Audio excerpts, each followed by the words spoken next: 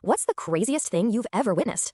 A few years ago, my grandfather passed away and left behind a pretty large inheritance. Everyone in the family expected it to be split equally between his children and grandchildren. We weren't rich, so people were already arguing about who would get what before the funeral had even happened. One uncle was especially obsessed with the money. He kept talking about how much he had sacrificed for my grandfather and how he deserved a bigger share. The rest of the family hated it, but nobody wanted to start a fight.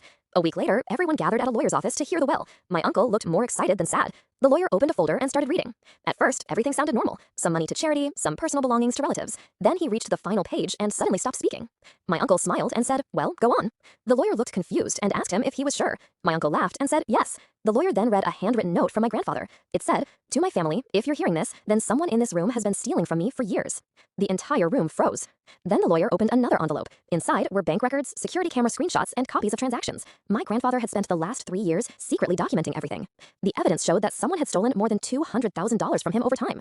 Everyone immediately looked at my uncle because of how nervous he suddenly became. But it wasn't him.